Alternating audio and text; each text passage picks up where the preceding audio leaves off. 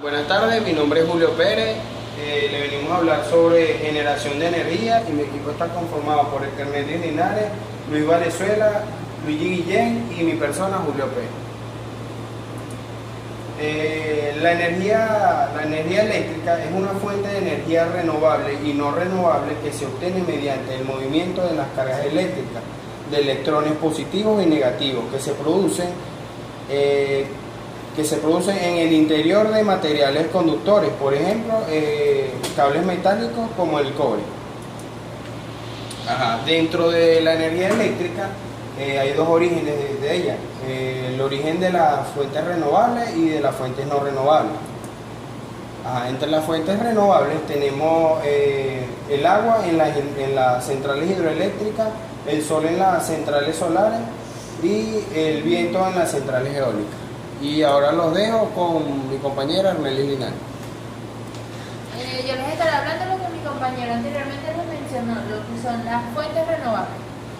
Una de las fuentes renovables es la central hidroeléctrica, la cual podemos decir que en ella se aprovecha la energía del agua al caer desde un embalse superior a través de la presa sobre una turbina, que al girar accionan el alternador que proporciona la energía eléctrica. De ahí se transforman a valores de voltajes adecuados para ser transformada a través de líneas de alta tensión a lugares de consumo. También está la central solar, la cual es mediante paneles solares adecuadamente orientados. Se concentran las radiaciones solares y se hacen incidir sobre unas tuberías por las que circulan agua, la cual es calentada hasta obtener el vapor que moverá las turbinas, que a su vez accionan el alternador. Siguientemente está la central eólica, la cual es la energía cinética del viento que hace girar las aspas de unos aerogeneradores. Al girar estas, accionan el alternador que produce la energía eléctrica.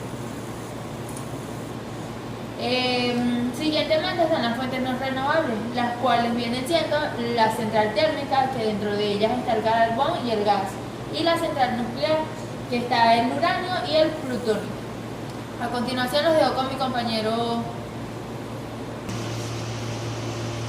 Bueno, le voy a hablar sobre la central térmica de carbón.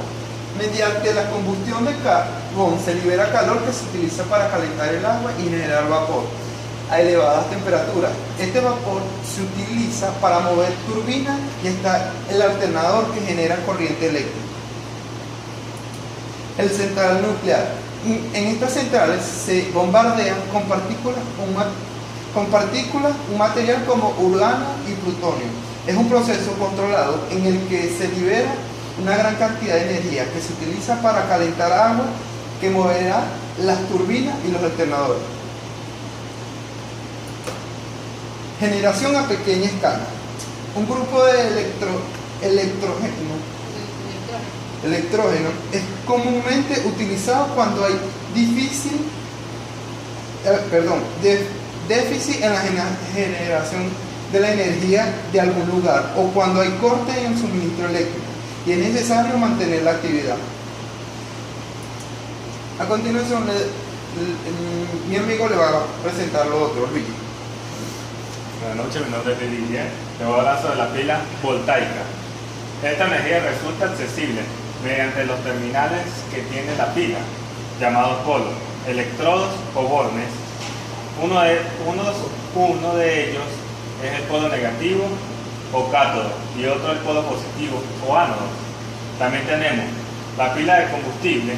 Esta permite producir electricidad a partir de una fuente externa de combustible y de oxígeno, en contraposición a la capacidad ilimitada de almacenamiento de energía de una batería. También tenemos el generador termoeléctrico de radioisotópico. Por la ley de Faraday, al hacer girar una estira dentro de un campo magnético se produce una variación del flujo de dicho campo a través de las estiras y por tanto la generación de corriente eléctrica. La generación eléctrica. Generadores eléctricos. Es todo dispositivo capaz de mantener una diferencia de potencial eléctrico entre dos de sus puntos, llamados polos, terminales o bordes. Dicho generador consta de dos partes: el estator, que es la parte estática del generador, actúa con inducción, y el rotor, que es la parte móvil conectada al eje de la turbina, es lo que actúa como inductor. Generadores primarios.